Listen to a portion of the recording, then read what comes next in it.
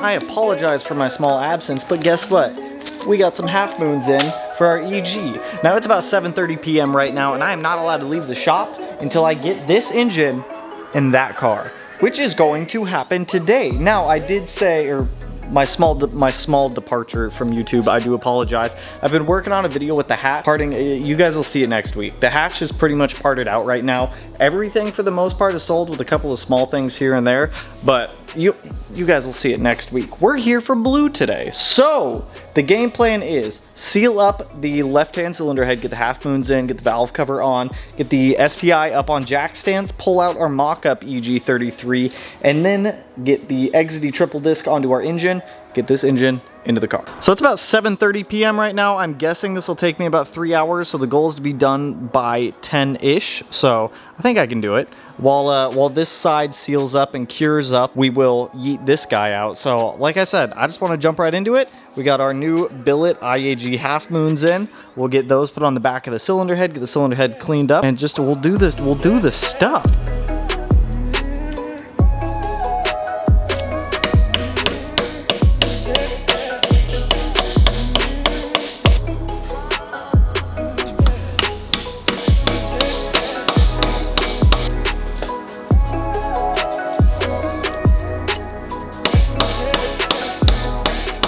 As par for the course, I'm always missing something.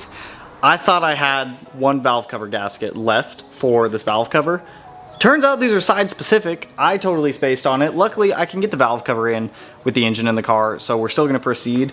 I have mock-up valve covers on that engine now, so if they fit and I should say if they're in decent condition, I'll probably just rob that one and toss it on here and then get some more ordered. But it's like, dude, side specific. So let's get the STI jacked up and rip out this mock-up engine. Dude, I'm always missing something stupid. It's always something just small and stupid.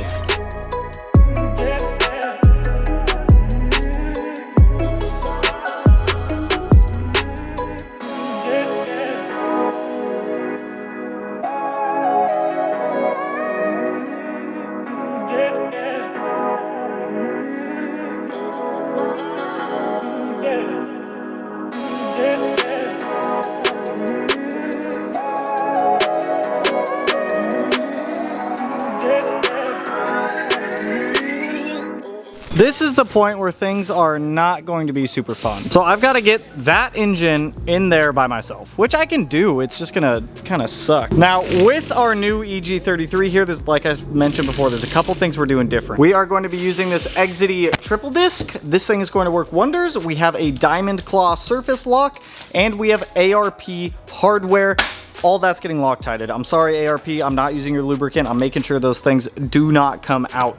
Everything is going to be torqued. Everything is going to be Loctited. I am not going to suffer another engine failure because this clutch decided to back out as well. As you guys saw on the other clutch, or on the other flywheel, not flywheel, the other crankshaft. Sorry, it's like 9 o'clock right now. We suffered some serious damage on that bad boy, and I don't want to have to go through that again and destroy another engine. So we're not going to. So let me go through here, pull this apart, pull off the flywheel. We'll set the pressure plate, the discs, all that stuff aside, and we're gonna get that flywheel down there torqued up to our engine, and it's never going to come off until I tell it to. Do you hear me, flywheel? We're having a one-on-one right now.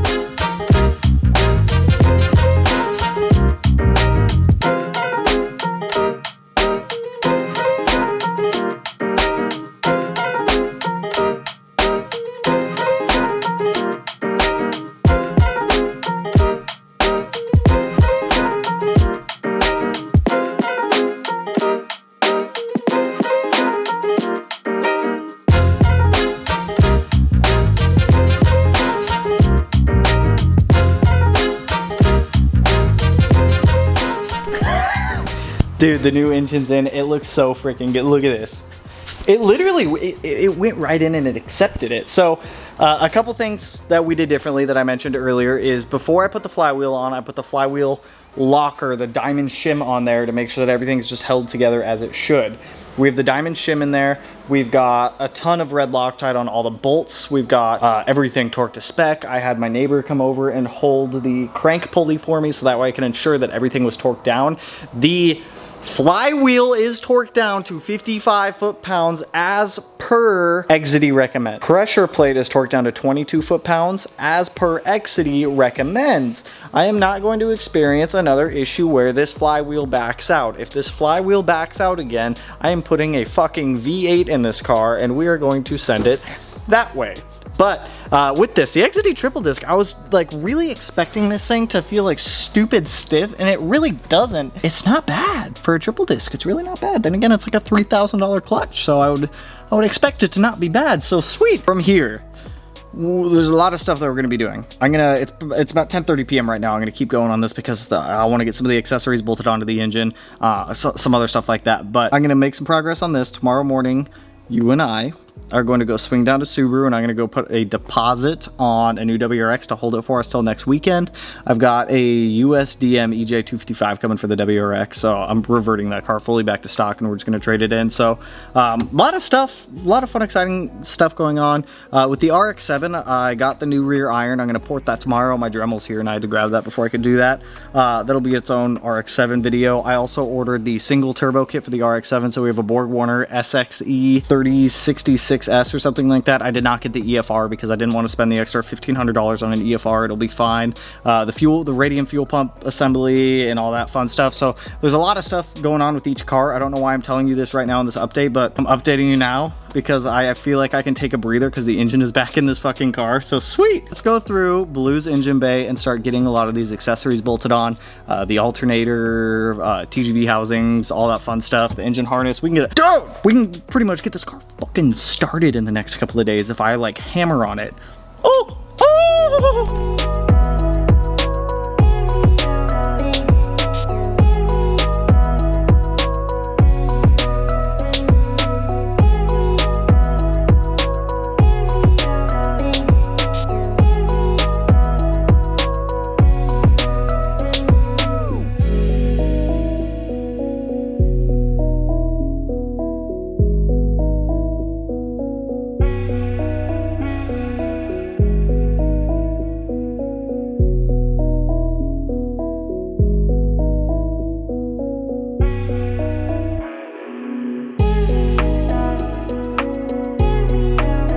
You know what's exciting?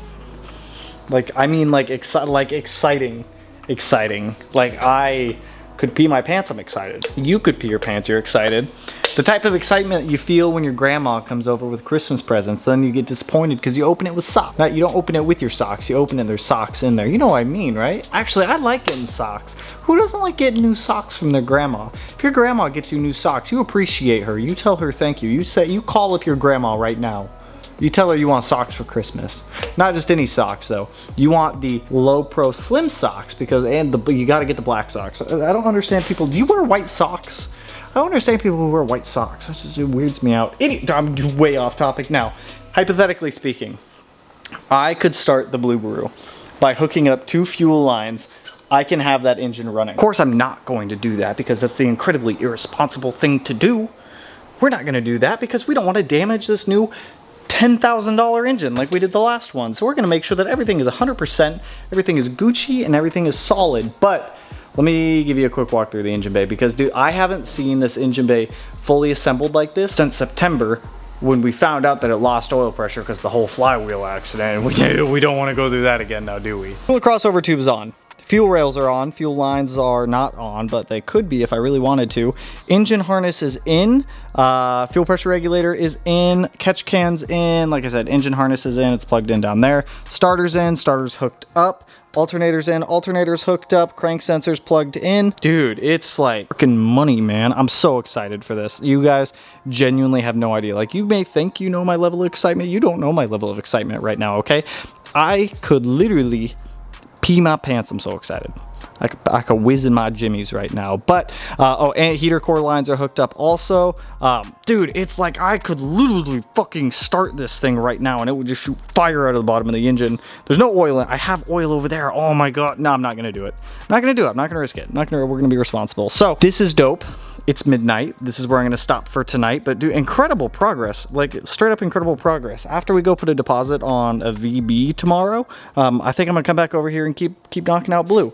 get some more stuff done. Get this thing as far as we physically can. Now, I know I mentioned it in the last video about turbo selection. I am going to go back down to a 6870 or a 6776. I'm gonna go down to a smaller turbo there's multiple reasons. A, the big thing is we don't have to refabricate anything. Everything's already fabricated. Everything already works. We're gonna redo intercooler piping because I cut down the intercooler piping a little bit. But the other reason is I don't want spool to be 6,500 RPM fully spooled.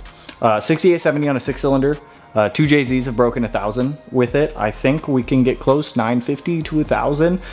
So the 1,000 wheel horsepower goal, if we're chasing numbers, is still a very attainable goal on a 6870. The other reason is heat distribution. This engine runs very hot. I've always had like cooling issues with this car, maybe because of the fact that there's just no room in front of the engine to be able to put a freaking radiator. So I have like a little baby radiator right now. It is dual pass, so that way it tries to utilize as much of the radiator as possible. But I want to be able to drive the car. I want to be able to enjoy the car. The 7675, it would work. It would make a lot of power. It looks freaking dope in the engine bay, but it also doesn't allow me to run a headlight. And the other issue with that is the ABS module. I looked into remaking brake lines. I could totally do it, but it's just more work that we got to do to get this car running. And I just want it to work. So this is where we're going to stop tonight. I'm gonna get a 6870 ordered tonight. We're gonna go put a deposit on a VB WRX tomorrow, and then we're gonna come back over here and keep working on blue and get blue even closer to being done. So catch you guys in the morning. Check it out. We're not taking this thing right now.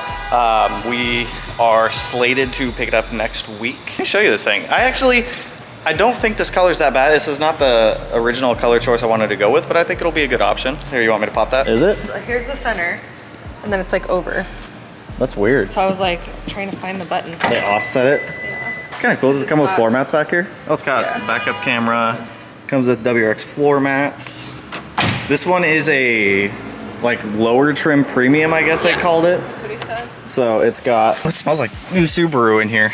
So I wanted the one with the full touchscreen display. They make, what is it? The base models have like a split screen. Oh, it's in track mode. It's got a track mode, Melanie. I agree. That's not, I mean, that's not terrible. Mode, like my GTI's track mode. I mean, I guess it's not terrible. All the aircon's down here, and then I guess this is all just device stuff up here. Cool. Why don't I just go to the other side? I don't know. It's got 22 miles on it. I'm gonna be honest, I'm still not a huge fan of the looks of these VB WRXs, but I think we can make it look better. I wanted one with a moonroof, but I'm not willing to spend an extra $4,000 on one of these with a moonroof. Doesn't make much sense. It's in neutral. I'm gonna start it. This thing definitely needs an exhaust. It's not bad though. It doesn't sound bad. It feels, look at this cubby. It's got a whole ass cubby down here. What did you just pull out? The cup holder? Cup holder. Yeah, the AC feels lovely. I'll have a car with AC. Oh. The seats aren't as bad as I thought they'd be. Yeah, the seats, they don't feel bad. It's just they look kind of, they just look like a cheap fabric. They look like mesh, but they're not. They're like woven. They do have driver profiles. Take a look at the engine. Oh, it's got so many like empty spots over here for other stuff. What's that? Do you have a cubby? Is that a cubby I see? No, that's the fuse box cover. Let's take a gander in here. That is what we're going to be experimenting with. So the FA24, everybody has wanted me to do FA content for a really long time. So lucky you guys, we're finally doing FA24 content, which is similar to FA20. Hello! Do you want to be in my YouTube video? How's it going, guys? But this is what we're going to be playing with. I know ETS has come out with a lot of parts for this. Perrin Performance has, and a whole bunch of other companies. So we'll go to town modifying it. We'll see what we can do with it. But I think out of the color options that they had, I think that this was probably the best one for the trim level that we wanted. So, I mean, I guess it'll match the STI in a sense. Just a World Rally Blue WRX. It'll be a blue WRX. We'll see what we can do with it, though. I'm kind of excited for the FA stuff. I've done EJs for so long, and I can build EJs like the back of my hand, so I can build FAs too. I've built FA20s for people, so I don't think this will be too crazy out of the woodwork, but it's gonna be a different experience. And by the time this car comes home with us, we should more than likely already have some parts at the house for it. I know coilovers, catback, we'll do an access port on it. We'll play with the car, we'll see what we can do. We'll tune it, we'll make some power with it. We'll kind of find where the limitations of the FA24 is and see what we can do with it. But this is something that's a little bit different for me. FAs. I still prefer EJs, but I like me some FAs. Like, I guess the interior is really not too bad. All right, Melanie and I are gonna get out of here. Let me lock this thing. That thing should be coming home with us I want to say next weekend. Probably gonna be next weekend, but let's swing back to the shop. I want to go do some more work on the Subaru, and then I don't know where the day is gonna take us. We'll kind of just go from there. Made it back from Subaru over at the shop. We're not gonna be doing too much right now because we already got a lot of the progress done. We are, however, gonna get the exhaust on the car because it's pretty easy, and Melanie and I can just knock it out super quick. And then we'll go back to the house, edit this video, get it uploaded for all of you guys to potentially enjoy. And then I gotta work on the WRX later. I gotta go find a pallet. Someone bought the long block out of the WRX. I gotta ship that out tomorrow via freight. A whole bunch of other stuff going on, so. Oh, are you asking your viewers? I'm asking you. Oh. Miss Melanie, do you like nuts? What kind of nuts are we talking about? It's just a general question. Do you like nuts? I like pecans. I've got butter pecan ice cream at home. Are those the only nuts that you like? I'm not a big fan of peanuts. Do you like these nuts? Get on your home. Are you too good for your home? No! Okay, there. There.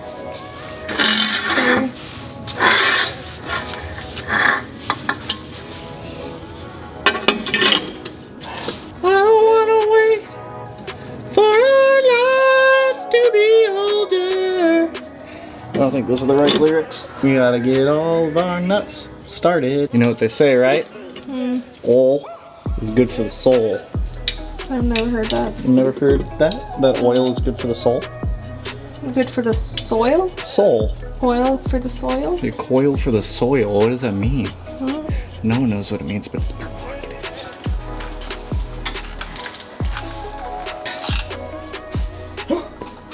You know what's nice? This oil pan fits with our exhaust manifold.